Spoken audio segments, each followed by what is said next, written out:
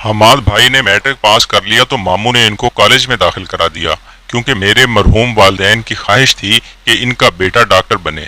वो second year में था कि बदकिस्मती से मुमानी बीमार पड़ गई। घर का सारा निज़ाम तो इन्हीं से चल रहा था और हमारे हालात भी सुबक रफ्तारी से रवा दवा थे कि अचानक वक़्त के पानी में भंवर बनने लगे। मुमानी जान चल बसी और इनकी जगह 6 माह बाद नई मुमानी ने ले ली। वो घूमते हुए पत्थर की तरह हमारी पुरसकून जिंदगी की झील में आ गिरी। सारा निज़ाम तहबाला करके रख दिया। पहली मुमानी तो हमें औलाद की तरह चाहती थी कि इनकी औलाद न थी, मगर ये नई मुमानी हमाद भाई और मुझे अपना हरीफ समझने लगी। 9 उम्र थी, मामू भी इन पर लट्टू हो गए। अब वो इन्हीं की सुनते, इन्हीं की मानते और चार जानब इनको बस यही नजर आती। इस औरत ने आते ही बुरी तरह हमको परेशान करना शुरू कर दिया। मैं लड़की थी, दबक गई। 9वीं में थी, उन्होंने स्कूल से निकाल लिया, फिर भी चुप रही। मगर हमाद भाई की परेशानी दीदनी थी। डॉक्टर बनना इनका ख्वाब था और ये खातून थी कि दरपे हो गई कि हमाद कॉलेज को खैराबाद कह दे। वजह ये थी कि इस कॉलेज के अखराजात काफ़ी थे जो मामू की जेब से जाते थे, और ये बात नई मामी को गवारा ना थी। एक दिन हमाद ने मुझसे कहा कि मैं फूफा के घर हैदराबाद चला जाता हूँ, वहाँ जाकर दाखिला ले लूँ। भाई सोच लो, ये मामू का घर है और वो फूफा का, जबकि फूफी हमारी मर चुकी हैं तो फूफा से क्या नाता रह जाता है। हमाद कहने लगा कि वहाँ जाकर सोचूंगा कि क्या करना है। अभी इतना नाता तो है, 2-4 दिन रख लेंगे, जब तक शहर में कोई और ठिकाना ढूंढ लूंगा। फूफा ने ना रखा तो वहाँ एक दोस्त है, इसके पास चला जाऊंगा। जाकर देख लो भैया, शायद कोई 2-4 दिन को पैर टिकाने दे, वरना इस दुनिया में कोई किसी का नहीं। हमाद का दिल इस कदर टूटा था कि इसने हैदराबाद जाकर किस्मत आजमाई करने की ठान ली और 2 जोड़े कपड़े उठाकर चला गया। जाते हुए मामू से कहा कि मैं 2-4 दिन के लिए फूफा के घर जा रहा हूँ। इन्होंने आगे से कोई सवाल न किया, बल्कि सर्द लहजे में गोया हुए, चले जाओ। हमाद फूफा के पास पहुंचा तो वो बीमार पड़े थे और इनकी देखभाल नहीं हो रही थी। 2-4 दिन में इनको एहसास हो गया कि ये घर भी इनका नहीं है और यहाँ मजीद रुकना मुनासिब ना होगा। फूफा से रुखसत लेकर अपने दोस्त के पास पहुंचे। इस बेचारे ने हस्बे इस्तात आओ भगत की, मगर इसकी माँ सुतेली थी। वो खुद अपने ही घर में दबा दबा रहता था। हमाद ने तमाम अहवाल दोस्त को बताकर मशवरा लिया। वो कहने लगा, तुम अखबार में इश्तिहार दे दो कि तुम यतीम हो, लिहाजा तालीम और रिहाइश की खातिर किसी नेक दिल इंसान की सरपरस्ती में जाना चाहते हो। इस इश्तिहार के जवाब में तादाद खतूत मौसूल हुए। हमाद इन सब से मिला, हर जगह तावन मशरूत था। इस सिलसिले में एक खातून का खत भी मिला जिसमें इसने लिखा था कि वो एक बेवा औरत है और मरहूम शोहर की कोठी में तनहा रिहाइश पजीर है। तन्हाई को दूर करने के लिए अपने भाई के 2 बच्चों को साथ रखा हुआ है, जिनकी ट्यूशन के लिए ऐसे टीचर की ज़रूरत है जो इनको घर पर पढ़ा दे। तो आम और क्याम का इंतज़ाम इनकी तरफ से होगा। ये पेशकश माकूल थी, लिहाजा हमाद इनसे मिलने चला गया। खातून की उम्र 30-32 बरस के लगभग थी। कबूल सूरत और खुश इखलाकी और तमीज़ से मिली और इज्जत से पेश आई। हालात पूछे और फिर मेरे भाई को इन बच्चों से मिलवाया जिनके लिए तालीक मुकर्रर करना चाहती थी। लड़की की उम्र 7 बरस और लड़का 9 साल का था। दोनों बच्चे स्कूल नहीं जाते थे, बल्कि घर पर कोचिंग करना थी। हमाद भाई को खातून ने वो आरास्ता कमरा भी दिखाया जो रिहाइश के लिए नहायत मौजू था। इस दौलतमंद घराने का अतालीक मुकर्रर होना ठीक लगा और इन्होंने खातून के घर में रिहाइश मंजूर कर ली। बच्चे जिनको पढ़ाना था वो नहायत सुलझे हुए और बड़ों जैसे कम गो और संजीदा थे। लगता था कि खातून के हवाले करने के बाद इत्फाल में इनके हकीकी वालिदैन की दिलचस्पी बाकी न रही थी। मगर खातून जो इनकी सगी फूफी थी, इनको दिलो जान से चाहती थी ये प्राइमरी की तालीम घर पर ही हासिल कर लें और बाद में इनको स्कूल भेजा जाए। ये खातून का ख्याल था जिनका नाम शाहीन था। माजी में भी मोअज़्ज़ज़ घरानों में ये तालीम का यही तरीका रहा है कि प्राइमरी क्लासों तक की तालीम बच्चों को घर पर मिलनी चाहिए। बहरहाल हमाद भाई चूंकि पोजीशन होल्डर थे, इन्होंने शाहीन को यकीन दिलाया कि वो इनके भतीजे और भतीजे को बेहतरीन तौर और तवज्जो से पढ़ाएंगे। यूं वो इस खातून के घर शिफ्ट हो गए। वो सुबह कॉलेज जाते, वापस आते तो इन्हें वक़्त पर उम्दा और गर्मा गर्म खाना पेश कर दिया जाता। 1 घंटा आराम के बाद वो बच्चों को पढ़ाने बैठ जाते। रोज़ 4 घंटे तक की मेहनत करते। जल्द ही बच्चों ने अच्छा रिजल्ट देना शुरू कर दिया। शाहीन अब बहुत खुश और मुतमिन थी कि जैसा टीचर चाहती थी वैसा मिल गया। उन्होंने कहा, हमाद, मैं तुमसे बहुत खुश हूँ, تم جیسے دل لگا کر پڑھانے والے ٹیوٹر بہت کم ملتے ہیں۔ خاتون نے رفتہ رفتہ اہم کام بھی بھائی کے ذمہ ڈال دیے، مثلا بینک سے متعلق امور اور حساب کتاب میں وہ مدد لینے لگیں۔ شاہین کو شاید ایسے ہی کسی اچھے انسان کی ضرورت تھی جو دیانتدار ہو، جس پر بھروسہ کیا جا سکے۔ اب حماد کی اس گھر کے ایک فرد کی سی حیثیت ہو گئی تھی۔ ایک روز شاہین نے بھائی حماد سے کہا کہ میں 8 جماعتیں میں نے پاس کی تھیں کہ میری شادی ہو گئی، اب چاہتی ہوں کہ تعلیم دوبارہ شروع کر دوں، کیا تم مجھے پڑھا دو گے؟ حماد نے کہا کیوں نہیں، ضرور، تعلیم حاصل کرنے کے لیے وقت اور عمر کی تو کوئی قید نہیں، میں آپ کو میٹرک کی کتابیں لا دوں گا اور 1 گھنٹہ پڑھا بھی دیا کروں گا۔ وہ کہنے لگیں کہ دراصل میری جائیداد اس وقت تک میری نہیں ہو سکتی جب تک میں پڑھ لکھ نہ جاؤں، کیونکہ وہ بیوہ تھی اور بھائیوں نے دوبارہ شادی نہ ہونے دی کہ بچے ہو گئے تو جائیداد کا بٹوارا ہوگا۔ حماد بھائی کو اس خاتون سے ہمدردی محسوس ہوئی، پوچھ لیا کہ اصل واقعہ کیا ہے، جس پر شاہین نے بتایا کہ میں صرف 6 ماہ ہی اپنے شوہر کے پاس رہ سکی کہ میرے جیون ساتھی کا انتقال ہو گیا۔ جو روپیہ پیسہ تھا بھائیوں نے سمیٹا اور مجھ کو ساتھ لے کر میں کے آ گئے۔ بھائی انتظام اور دیکھ بھال کے بہانے شوہر کی جائیداد پر قابض ہو گئے۔ شادی کے صرف 6 ماہ بعد ہی میں بدنصیب بیوہ ہو گئی تھی، عمر صرف 17 برس تھی۔ ملنے جلنے والوں نے بھائیوں کو سمجھایا کہ یہ ابھی کم سن ہے، اس کی شادی کر دو۔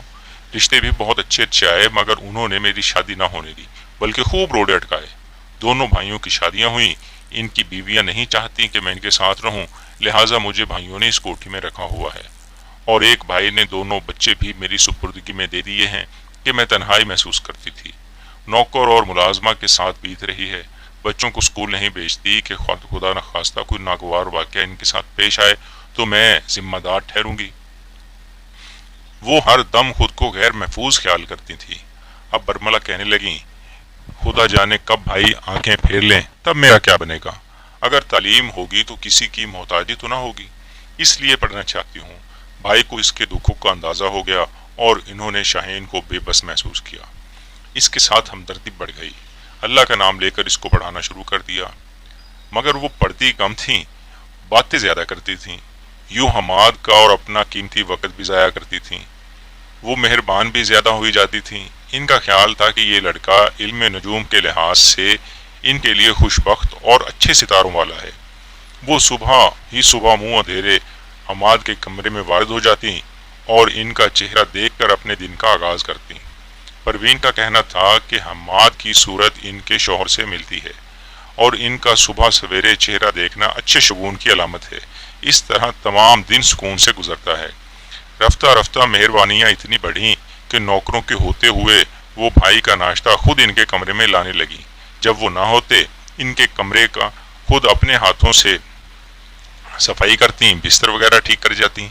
کالج جاتے وقت انکار کے باوجود بھائی کی جیب میں روپے ڈالتی کہ بس میں جانے کی ضرورت نہیں، کالج ٹیکسی میں آیا جایا کرو، اس طرح تھکن بھی نہیں ہوگی اور وقت بھی بچے گا۔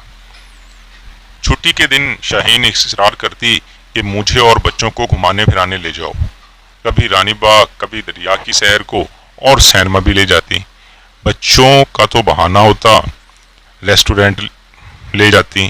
بھائی حماد کو گاڑی چلانا آتی تھی، وہ اب تنہا بھی بھائی کو ساتھ لے جانے کی کوشش کرتی، کہتی اس طرح میرا مردہ دل بہل جاتا ہے۔ ان کو بھائی کی شرافت پر بھروسہ تھا اور ان کے ساتھ کوئی خطرہ محسوس نہ ہوتا تھا، بلکہ ان کے ہمراہ خود کو پوری طرح محفوظ خیال کرتی تھی۔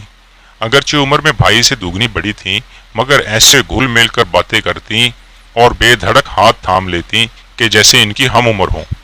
اسی دوران شاہین کو ایک عزیز کی شادی میں نواب شاہ جانے کا اتفاق ہوا، جبکہ بھائی کے بچوں کو آیا کی نگرانی میں چھوڑ آئے تھے۔ نواب شاہ میں ان کو علیحدہ مکان رہنے کو دیا گیا۔ شاہین بھائی کے لیے اچھا کھانا منگواتی اور سینما چلنے کی فرمائش کرتی، موڈ میں آتی تو گانا سنانے لگتی۔ گھر کے ماحول سے دور آ کر جیسے نئی زندگی کی لہر ان کے وجود میں دوڑ گئی۔ بھائی کی کالج کی چھٹیاں ختم تھیں، وہ واپس لوٹنے کے لیے پریشان اور یہ مزید وہاں رکنے کی صحیح کرنے لگیں۔ سوائے صبر کے چارہ نہ تھا۔ ایک دن شاپنگ کا بہانہ کیا اور حماد کو سکھر لے گئیں کہ قسمت سے گھر سے نکلنا ہوا ہے، اس شہر کی کچھ مخصوص کڑھائی والے کپڑے لینے ہیں۔ غرض خوب سیر سپاٹے کیے۔ ایک دن حماد کو ساتھ لیا اور سکھر سے خریداری کرنے رحیم یار خاں گئیں۔ بازار میں گھومتے ہوئے رات ہو گئی۔ کہنے لگیں، حماد اب رات کا سفر ٹھیک نہیں، کچے کا علاقہ پڑے گا، راستہ بھی ٹھیک نہیں ہے، اس راستے پر تمہارا گاڑی چلانا خطرناک ہے، بہتر یہ ہے کہ ہم رات کو یہیں رہ لیتے ہیں، صبح سویرے نکل چلیں گے۔ مرتا کیا نہ کرتا، مجبوراً رات کو ہوٹل میں رکنا تھا۔ حماد بھائی اس عورت کے ساتھ ہوٹل میں نہیں ٹھہرنا چاہتے تھے کیونکہ وہ خوف زدہ تھے۔ شاہین کا ان پر بھروسہ اور التفات بڑھتا جا رہا تھا۔ حماد کے اندیشے بے بنیاد نہ تھے۔ خاتون حماد سے شادی کی طالب تھیں اور برملا نہ کہہ پاتی تھیں۔ وہ موجودہ بے آب و گیا زندگی سے اکتا گئی تھیں۔ خود غرض بھائیوں نے ان کی زندگی کے خواب تاراج کر ڈالے تھے اور اب یہ پیاسی عورت میرے بھائی کو گھیر کر بے بس کرنا چاہتی تھی۔ ہوٹل کے ایک کمرے میں دو غیر مرد و عورت کا ٹھہرنا اور تقدس سے دامن بچائے رکھنا ایک معجزہ ہی ہو سکتا تھا، اور اس دور میں اس طرح کے معجزے کم ہی ہوتے ہیں۔ اس دن شاہین پوری طرح بہک جانا چاہتی تھی۔ عرصے کی بیوگی کے بعد پہلی مرتبہ ان کے تن من نے مسکرانے کی خواہش کی تھی۔ کوئی شاہین کو کیا الزام دے، عورت بھی انسان ہے، بھول اس سے بھی ہو سکتی ہے۔ اگرچہ حماد بھائی گمسن تھے مگر زمانے کی ٹھوکروں میں رہ کر ذہن پختہ ہو گیا تھا۔ ان نازک لمحات میں انہوں نے بڑے کرینے سے شاہین کو گناہ کی دلدل میں گرنے سے بچایا۔ کہا کہ آپ کا مجھ پر روب ہے اور مجھ کو پال رہی ہیں، تاہم میں اتنا خود غرض نہیں کہ بندگی میں آپ کو بھٹکنے کے لیے چھوڑ دوں۔ مرد کی بھول چوک معاف ہو سکتی ہے مگر عورت کی نہیں۔ شاہین، آپ انسان ہیں، فرشتہ نہیں، لیکن اچھا طریقہ زندگی گزارنے کا یہی ہے کہ آپ شادی کر لیں۔ شاہین کہنے لگی، کون کرے گا مجھ سے شادی، کون ساتھ دے گا؟ حماد نے کہا، میں آپ کا ساتھ دوں گا۔ وہ کہنے لگیں کہ تو پھر تم ہی کر لو مجھ سے شادی۔ جانتی ہوں کہ ہمارا عمروں کا فرق ہے، تبھی یہ بات سوچتی رہی اور لب پر نہ لا سکی۔ حماد کے دل میں شروع سے ہی اس عورت کے لیے ہمدردی اور احترام کے جذبات تھے۔ اکثر شاہین خود سے اتنی بے بس نہ ہو جاتی تو بھائی کے لیے ہمیشہ مقدم مقام پر ہی رہتی۔ افسوس اس رات اس نے احترام کے رشتے کو ہی بالائے طاق رکھنا چاہا۔ حماد نے اس کو فراست سے سنبھالا۔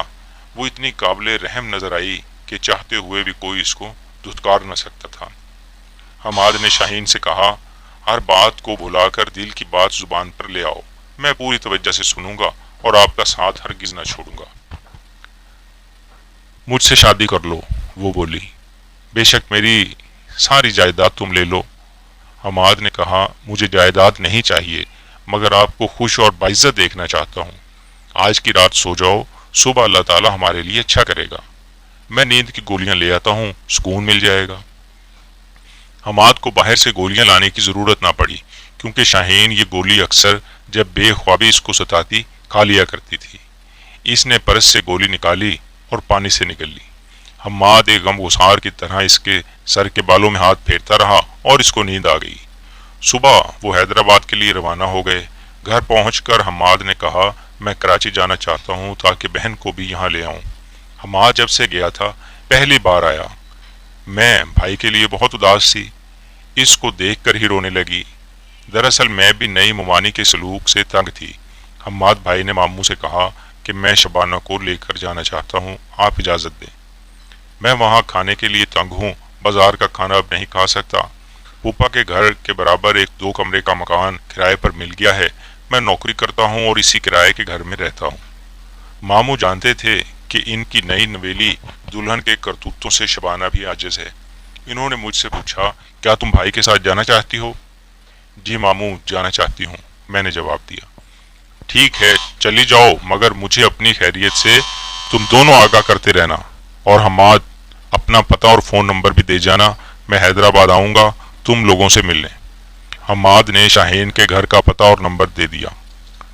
بھائی مجھے شاہین کے گھر لے آیا، بتایا کہ شاہین مجھ سے شادی کی خواہش مند ہے اور میں ضرورت مند تو ہوں مگر اس کی دولت کی وجہ سے نہیں بلکہ اس کی مدد کی خاطر اس کے ساتھ نکاح کرنا چاہتا ہوں۔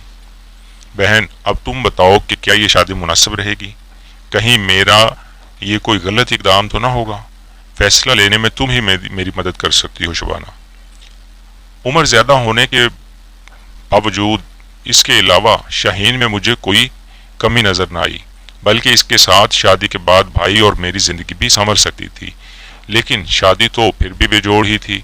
काफी सोचा और फिर मैंने भाई से कहा कि अगर तुम्हारा दिल शाहीन को बीवी देखना कबूल करता है तो कर लो शादी, मगर इसके वादे के साथ कि वो तुमको डॉक्टर बनाने में मददगार रहेगी और तुम्हारी मेडिकल की पढ़ाई का खर्चा उठाएगी। शाहीन ने ये बात सुनी तो कहा कि अगर ये मुझसे शादी ना करे तो भी मैं वादा करती हूँ कि हमाद की पढ़ाई का खर्चा उठाऊंगी। कुछ सोच विचार के बाद हमाद ने हाँ कर दी और शाहीन से शादी कर ली। होटल वाला किस्सा बाद में खुद शाहीन ने मुझको बताया। आज शाहीन भाभी बूढ़ी हो गई हैं जबकि हमाद अभी जवां साले हैं। जब लोग इनको साथ देखते हैं तो सोच भी नहीं सकते कि ये मियाँ बीवी होंगे। लेकिन तकदीर के खेल न्यारे होते हैं कि किस को किस से कहाँ मिला देती है। भाई डॉक्टर बन गए, शाहीन को अदालत से इनकी जायदाद का कब्जा मिल गया क्योंकि भाई साथ थे। अगर हमाद का साथ ना होता शाहीन अपने भाइयों से अपना हक लेने में कभी कामयाब ना होती। हमाद भाई और शाहीन भाभी को अल्लाह ने साहिब औलाद भी किया। इनके 4 बच्चे हैं और ज़िंदगी सुकून से गुजर रही है। हमारे माशरे में फैली ऐसी ही रंगीन और संगीन स्टोरियां पढ़ने और सुनने के लिए हमारे इस चैनल गुड स्टोरी को अभी सब्सक्राइब कर लें, जिससे आपको भी हमारी पोस्ट की गई ताज़ा स्टोरियां बराह रास्त मिलती रहेंगी और आपको इंतज़ार नहीं करना पड़ेगा। शुक्रिया।